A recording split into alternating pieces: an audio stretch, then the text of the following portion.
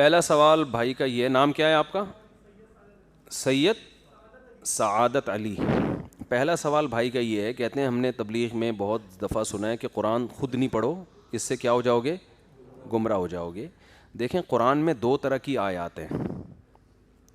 ایک آیتیں وہ ہیں جن کا تعلق ہے نصیحت سے، واعظ و نصیحت، جن میں واقعات ہیں، موسیٰ علیہ السلام کا واقعہ، ہارون علیہ السلام کا اور ابراہیم علیہ السلام کا، پھر آخرت کی ہولناکیاں، ٹھیک ہے نا۔ یہ جو قرآن کا موضوع ہے نا، اس کے بارے میں قرآن کہتا ہے وَلَقَدْ يَسَّرْنَا الْقُرْآنَ لِلذِّكْرِ فَهَلْ مِن مُدَّكِرٍ، ہم نے قرآن کو نصیحت کے لیے بہت آسان کر دیا ہے، کوئی ہے نصیحت حاصل کرنے والا؟ اس میں آپ علماء کے محتاج نہیں ہے، یہ آپ خود پڑھیں، خود سمجھیں، خود موٹیویشن ملے گی، اور اتنا آنا بھی چاہیے۔ دوسرا قرآن کا موضوع ہے مسائل،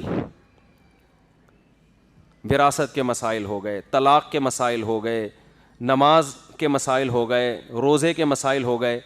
یہ وہ قرآن کا چیپٹر ہے جس میں آپ علماء کی مدد کے بغیر واقعی نہیں سمجھ سکتے، اور گمراہ لوگ اس میں آپ کو گمراہی میں ڈال سکتے ہیں آیتوں کا غلط مفہوم پیش کر کے۔ اور اس کے بارے میں بھی قرآن کی آیت ہے وَأَنزَلْنَا إِلَيْكَ الذِّكْرَ لِتُبَيِّنَ لِلنَّاسِ مَا نُزِّلَ إِلَيْهِمْ، اے نبی ہم نے آپ پر اس کتاب کو نازل کیا تاکہ آپ لوگوں کے سامنے کھول کھول کے بیان کریں کہ نازل کیا ہوا ہے۔ کیا مطلب؟ اس کو ڈیفائن قرآن خود نہیں کرے گا، بلکہ کون ڈیفائن کرے گا؟ قرآن مجمل بات کرے گا، مبہم بات کرے گا، اس کو ڈیفائن کون کرے گا؟ نبی، حدیث ڈیفائن کرے گی۔ اتنا بھی کافی نہیں ہے، آگے قرآن کہہ رہا ہے وَلَعَلَّهُمْ يَتَفَكَّرُونَ، پھر یہ خود بھی تفکر کریں گے۔ ایک ہوتا ہے فکر، ایک ہوتا ہے تفکر۔ فکر سے اوپر کی چیز ہے تفکر، باب تفاعل ہے نا، اس میں تکلف ہے، بہت ڈیپلی جا کے گھس کے گہرائی۔ اور تفکر کا اہل وہی ہوتا ہے جو قرآن کو بھی جانتا ہو اور مکمل احادیث کو بھی۔ تو ایسے علماء جو مکمل قرآن اور مکمل احادیث پر بھرپور عبور رکھتے ہیں، وہ پھر ان آیتوں میں مزید جا کے غور و فکر کریں گے۔ تو اس میں انہی متفکرین اور انہی علماء عوام پر لازم ہوگی، انہی کو فالو کرے وہ، اس میں وہ اپنی طرف سے قرآن کی آیتوں کی تفسیر نہیں کر سکتے۔ تو جو علماء کہتے ہیں نا قرآن خود سے سمجھ کے خود نہیں سمجھو لوگوں سے، ان کا مطلب وہ مسائل والی آیات، اور وہ مسائل والی آیات آپ کو خود سے سمجھ میں آئیں گے بھی نہیں۔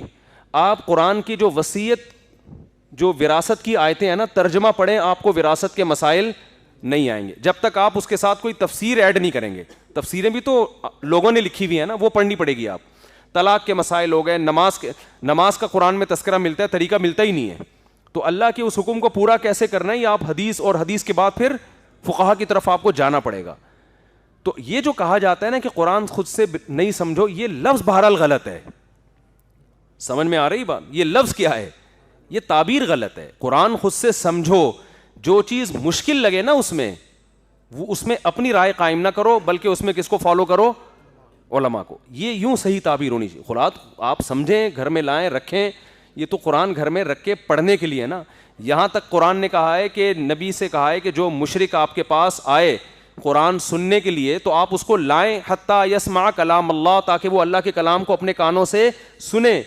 آگے اللہ نے کہتا ہے اس لیے کہ یہ لوگ وہ ہیں جن کے علم نہیں ہے، ان کے پاس بہت سے لوگوں کے پاس علم نہیں ہے، اس لیے اسلام کا انکار کریں۔ جب یہ قرآن سنیں گے تو یہ انکار نہیں کریں گے، بلکہ اس کی آیات پر ایمان لے آئیں گے۔ تو جب غیر مسلم کی سمجھ میں قرآن آ سکتا ہے اور اس کے بارے میں ترغیب دی جا رہی ہے کہ یہ خود سے سنے، تو خود سے سنے گا تو خود سے سمجھے گا بھی نا، تو یہ چیز اس کو اسلام کے قریب کرے گی۔ تو مسلمان کیوں نہیں خود سے سمجھے بھائی؟ وہ تو مسلمان بھی خود سے پڑھے گا بھی، خود سے سمجھے گا بھی۔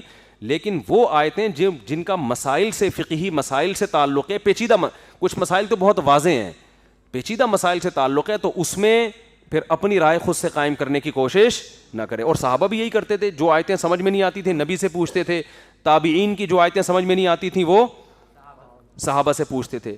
تو یہ بات اس طرح سے تعبیر درست نہیں ہے کہ قرآن خود سے نہ سمجھو، اگرچہ ان کا مطلب درست ہے، لیکن یہ الفاظ بہرحال خطرناک ہے۔ الفاظ یہ ہونے چاہیے قرآن آپ خود سے سمجھیں، لیکن جو آیتیں سمجھ میں نہیں آ رہی تو اس میں اپنی رائے داخل نہ کریں، بلکہ اس بارے میں علماء سے رجوع کریں۔